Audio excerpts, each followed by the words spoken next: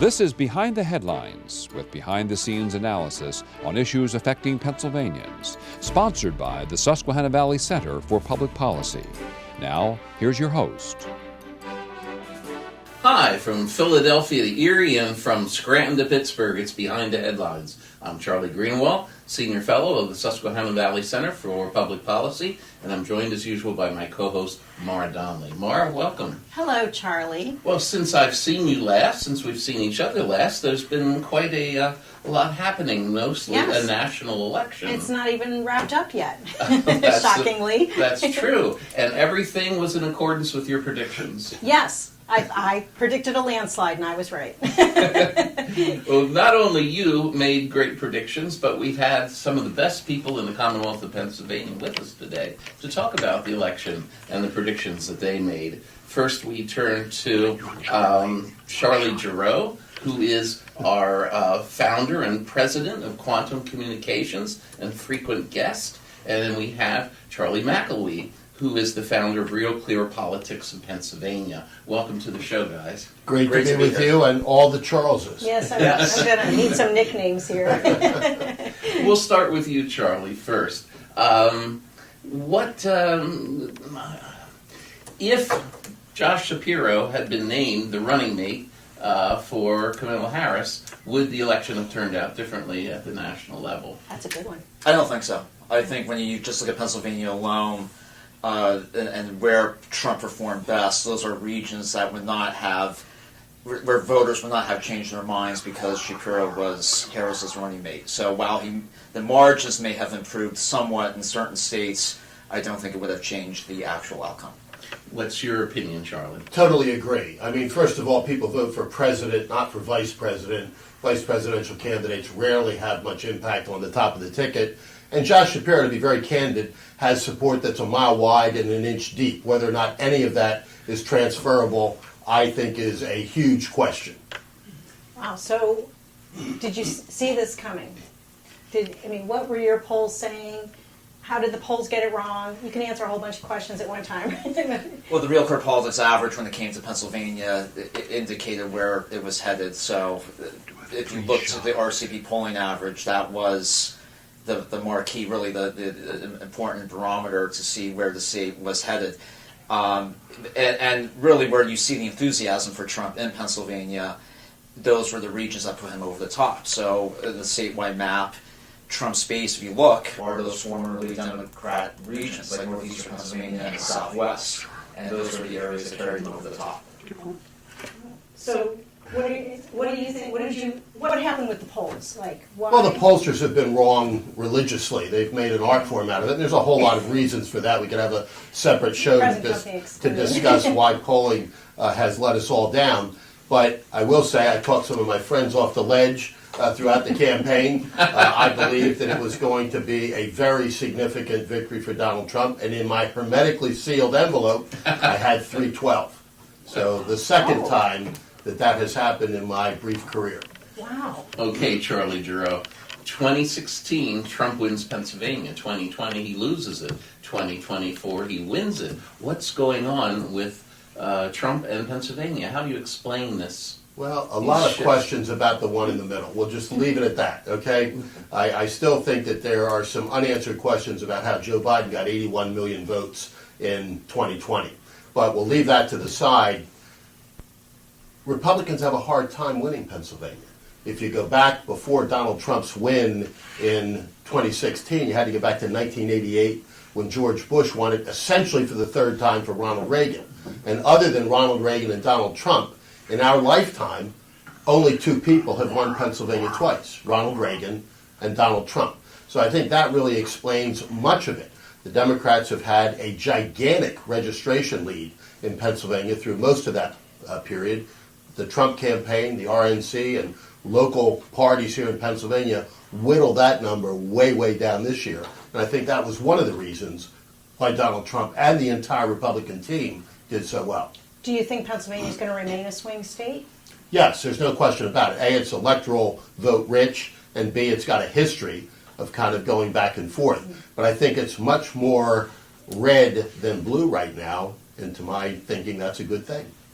Do you think it's going to remain a swing state? Agree with Charlie. It will absolutely remain a swing state, and there are still unforeseen dynamics ahead. So this was really an election where the Republican Party successfully tested demographic outcomes that were not the case and seemed even improbable in 2016, for example. So let's say the Hispanic vote in Pennsylvania. That came out full force for Trump. Look at the city of Hazleton, for example. 62% Latino population. Trump won 62% of the vote in the city of Hazleton in every single ward. And that was fueled in large part by Dominican American voters living in that city who were displaying the Trump regalia just as native Hazletonians were. I saw it there on election day. But the question will be for the Republican Party moving forward and what will make it a swing state. Hispanics, for example, in the Dominican Republic and Puerto Rico, elections are every 4 years. So therefore, in America, off-year elections, Hispanic voter turnout traditionally plummets. So for the Republican Party to continue to tap into that enthusiasm, what can they do to keep, like it's almost like civic engagement, to educate voters to show up every election rather than just every 4 years. And of course the state is also incredibly suburban, getting ever more suburban. So of all those luxury housing developments that continue to go up in the state, the people who move in there rarely vote Republican. So that's another reason, as you see suburban growth, sometimes that can lead to purple outcomes. Charlie, I want to continue with you on the issue of Senator Fetterman. What is happening with Senator Fetterman? He is becoming perhaps the gadfly for the Democratic Party. How do you look at his evolution? Well, I think the evolution, he views himself as a heterodox figure, and the press presents him as a moderate voice in his own party, but that doesn't suggest that Fetterman has, let's say, renounced his allegiance to that party. So even though Senator Fetterman will go on Rogan's podcast, for example, and engage with media beyond the traditional dominant media that really has traditionally favored the Democratic Party, Fetterman will engage go talk to the outlets that are typically ignored by his members of his own party. Not afraid to do that, which is good for him. Yes.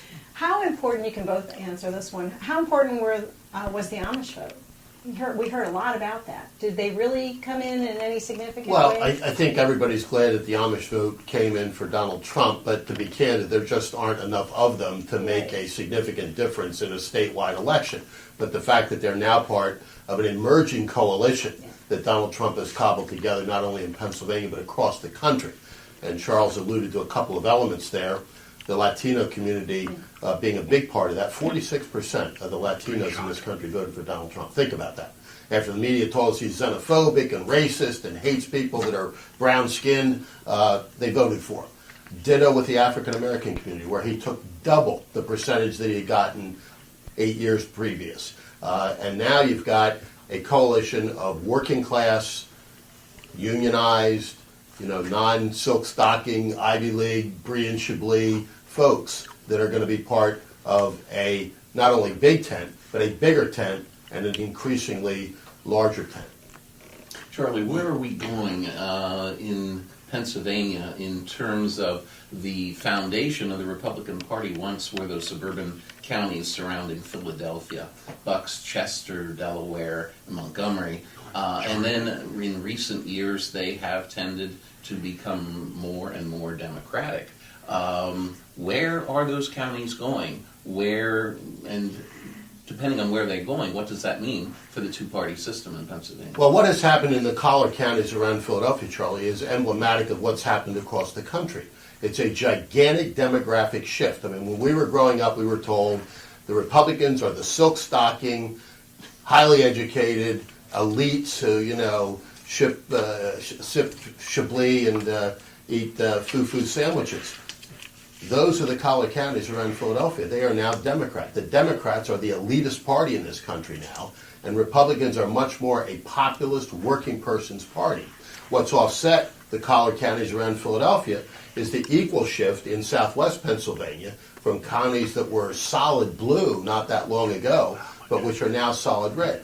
The good news for the Republicans is that in the anchor of that collar around Philadelphia, Bucks County, which is the furthest east, where you still have a significant working class population, it's now flipped red. So I think there's still hope. Delaware County, it would seem to me, would be the one that you've really got to chisel away at because of the large vote that Democrats have taken out of there, down along Cobb's Creek, which is really just an extension of Philadelphia. But you've got the Pike and some of those areas where there are still an awful lot of blue-collar, working-class people who ought to, and I think will be, voting Republican in years ahead.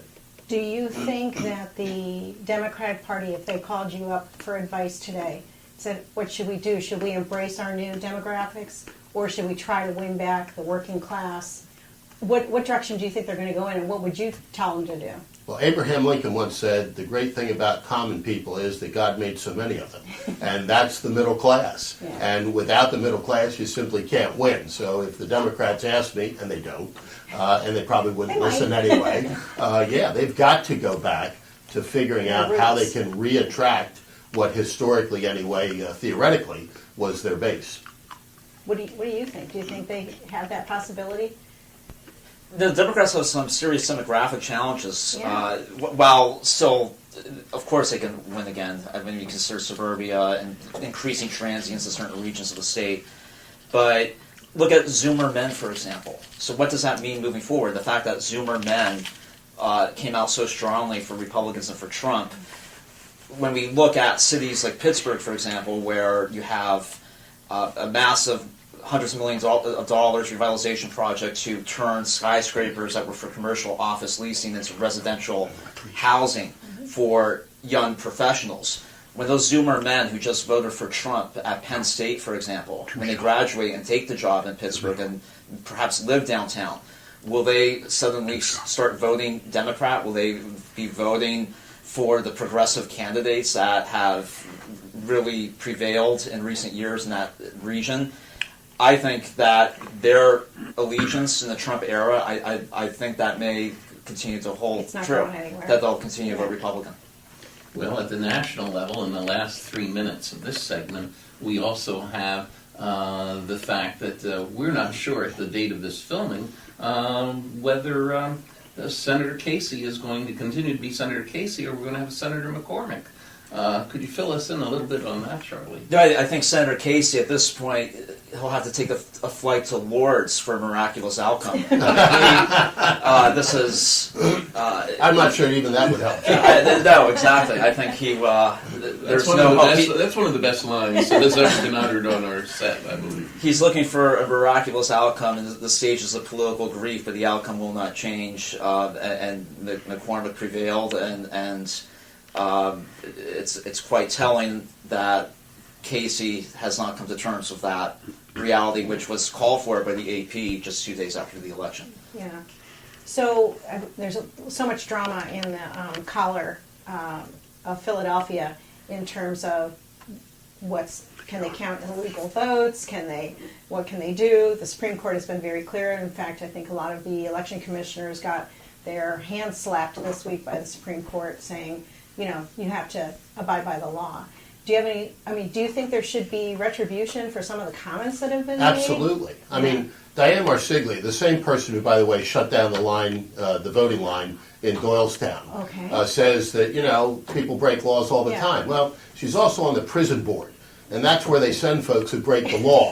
So, I don't think we can countenance that. There's no place for that. The Supreme Court, yes, slapped their hands, but there needs to be more than that. I mean, her comments were so far over the line. Now, they were taken out of context. No, they weren't. We all saw it. We all saw it when it was all videotaped. So she's got no running room. She did a very bad thing, and it was reflective of a really bad mindset.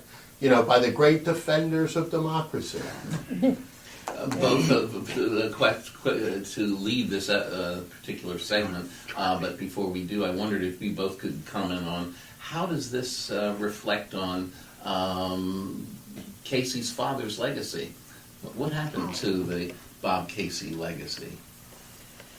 The Casey legacy, I mean, Bob Casey Sr. is like Bob Casey Jr. They're Democrats, so I don't necessarily think while Casey the father was conservative compared to And what his pro-life. son- and pro-life. And look, that's Casey in '06 ran as a pro-life, pro-gun, anti-war Democrat and prevailed that year, and he ended his career as the opposite, a hawk, pro-choice. So that certainly did not help his cause. How does that happen, Charlie? How does someone go from pro-life to pro-choice just by spending time in Washington? Yeah, and I think, and look, this is tough for me because I think comparisons are odious, particularly between fathers and sons. But, to my way of thinking, Governor Casey is rolling over in his grave. I mean, the cataclysmic change is hard to define and hard to imagine. The issue of life being so vitally important, to say I've gone from being a pro-life advocate to being not a pro-choice advocate, but a pro-abortion advocate, is incomprehensible to me. But there are a whole host of other issues, as Charles alluded to, where Bob Casey has become basically an acolyte for Barack Obama and Joe Biden. And that's not what he was elected as. It's anything but. Okay, we'll be right back with the next segment of Behind the Headlines. Hold on. Behind the Headlines is brought to you as a public service by the Pennsylvania State Association of Township Supervisors, the largest, most influential municipal association in the Commonwealth. Since 1921, PSATS has been preserving and strengthening township government and securing greater visibility and involvement for townships in the state and federal political arenas. Covering 95% of Pennsylvania's land mass, townships represent 5.5 million residents, more than any other type of political subdivision in Pennsylvania. Additional underwriting provided by the Edward H. and Jeannie Arnold Foundation and by the Pennsylvania Manufacturers Association. Business in Pennsylvania is our business. Behind the Headlines is also supported as a public service by the Pennsylvania Highway Information Association, the go-to source to learn about transportation projects and issues. Visit pahighwayinfo.org. Welcome back to Behind the Headlines. Laura and I are very happy to have Charlie Giroux and Charlie McElwee with us for this post-election analysis, probably the best post-election analysis in the Commonwealth, and we're so fortunate to have both of you. Laura and I guess would like to turn right now a little bit more to the state elections. There was an interesting election in northeastern Philadelphia, wasn't there, Charlie? What happened in northeastern Philadelphia that sort of stood out in this Trump year, if you will? Yeah, so Joe Boccozzi, young Republican, How old? 29, and he previously worked at the Manhattan Institute, where I'm an alum as well, and having worked at City Journal, and he ran what was viewed as the improbable, that there was no way that this 29-year-old Republican could defeat the Democrats in the city's northeast, and Boccozzi ran what was an indefatigable campaign, knocking on doors, really engaging the grassroots, and he pulled what is considered the upset for state Democrats, that he won the state Senate seat in the Northeast. But the Northeast itself is definitely a microcosm of what we're seeing, that you have working class voters who are shifting Republican, immigrants who shifted red. It's a very diverse district, and it played well for Boccozzi, played well for Trump, and it's indicative of where Republicans are viewing opportunities with this ongoing realignment. But other than that race, there weren't a lot of huge upsets across the House and Senate, were there? No, that was the yeah. Not for the legislature. Not a single incumbent lost Right. in the House, and not a single one other than Dillon in the northeast of Philadelphia lost in the Senate. So, it's the power of incumbency. It's bluntly the power of big money. I mean, Charlie, they're spending millions of dollars on state House races now. You used to be able to run for Congress for less than $1 million, and you could run for the state legislature on $15,000 or $20,000. Now they're spending several $1 million just to lose. Where's the money coming from, Charlie? Well, it comes from Me, interest groups. everybody. I mean, Yeah. when you've got billion-dollar budgets, you know, a lot of people want a slice of that pie. They're willing to pay to try to get representatives that will vote in a way that will make them happy.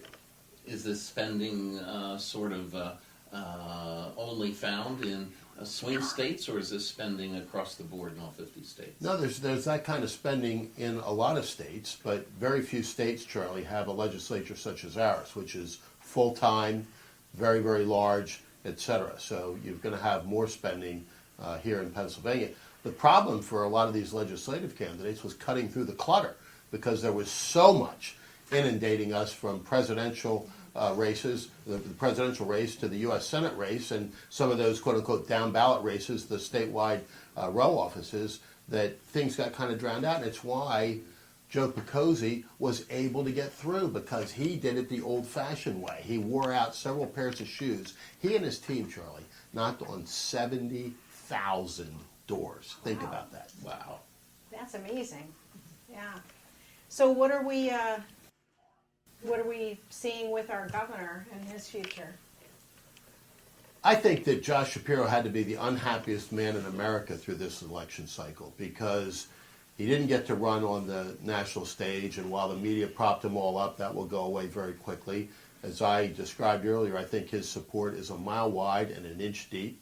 I think he's hurt himself very, very badly in the way that he has handled the post-election stuff here in Pennsylvania.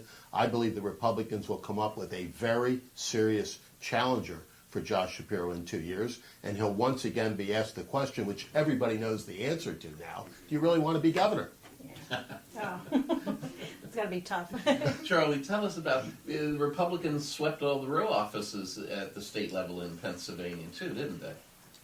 Treasurer, Attorney General, Auditor General, yes, they swept those offices. And when you consider all the statewide offices that were in play, from those row offices to the U.S. Senate and, of course, President, it was really the best performance for the Republican Party since 1980 in Pennsylvania.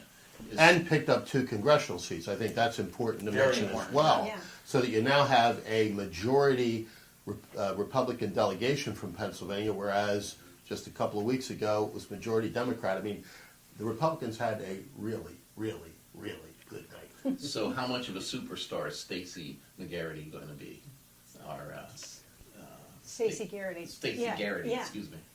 Oh, she's a star. I mean, she Yeah. when you consider her the voting margins that she Yeah, enjoyed, did she she get the outperformed most? Shapiro from a few years ago. So she's definitely a star, and certainly one of those, when you look at the Republican bench, those contenders for continued ascendance. Everybody loves her.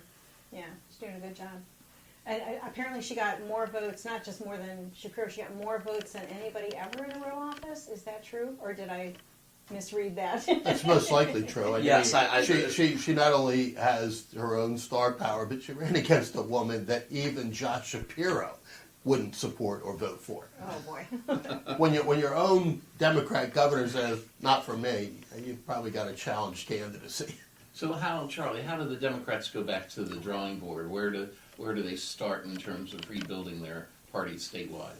Well, again, they don't call me for advice, but I think it's a couple of things. One, it's getting away from the woke, women should be able to, or men should be able to participate in women's sports. Abortion is the only issue that women care about, etc. I think if they can get away from that and get back to the issues that people care about, what are the families that live next door to you thinking about when they get up each morning? Those are the things that the Democrats have got to address, and which they failed miserably to do in this particular cycle. Can they do it? I think they've got a real challenge, because they have said to the American people, we are the party of more abortions. We just think that America would be a little bit better if there were more abortions. We're the party that says that women ought to be challenged by men on the playing field, that boys ought to be able to go into girls' locker rooms, and those kinds of things elevated up and up and up and up in all of their rhetoric. And the woke nonsense that we've had to put up with for the past few years became endemic. And the American people clearly rejected that. So they've got to go back to the drawing boards and say, what is it that made us a once great party, and try to do it again. I think they've got their challenges, because the Republicans are going to be running ahead of them. Well, despite the smashing Republican performance on election night, we still find that the Democrats have one vote majority in the state House and since they control the governorship, the Republicans do solidly control the state Senate. But how do Republicans deal with and how do Democrats deal with this? What's going to be happening in the state house, Charlie? Well, I mean, they're dealing with the consequences of reapportionment from a few years ago, that the districts were drawn in a way that were favorable to the Democratic Party. So that was all powered by Governor Wolf and the state Supreme Court, wasn't it? That's right, which the state Supreme Court has a Democratic majority. So that it will be a continued challenge for Republicans when you consider the reapportionment map. How can the Republicans get around that? Or is there is no? Well, the Republicans get around that by what they had were untested demographic scenarios that were proven on election day, that certain demographic groups really came out full force for the Republican Party, whether it were Hispanic voters or African American voters. And we were seeing it here in Harrisburg. Trump's best performance compared to 2020 in the city of Harrisburg were all the wards in Allison Hill, which is a black neighborhood in the city.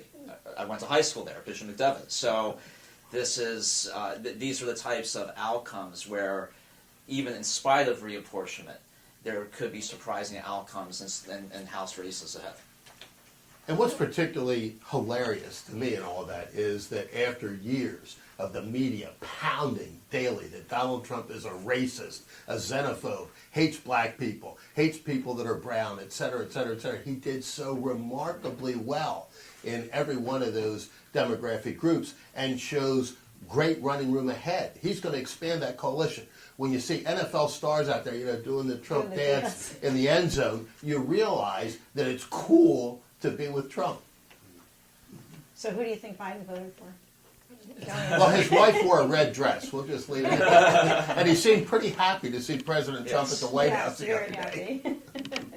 It's going to be an interesting couple of years. Yeah, who do you think, last question, who are the likely Republican candidates for governor to square off against Shapiro going to be in the near future? Oh, I think there are going to be several. I don't want to get into the speculation about who's going to run for governor just yet, but I think you're going to see a very, very serious set of candidates. I'm hopeful that the Republicans will settle on one so that we don't have a 17-person primary like we did not that long ago. Okay, you heard it here first from the Charlies, and we thank both of you. Mara and I are so grateful for your expertise and your knowledge and sharing it with our audience. So thanks for being with us, and tune in again next week for another episode of Behind the Headlines. We'll see you then.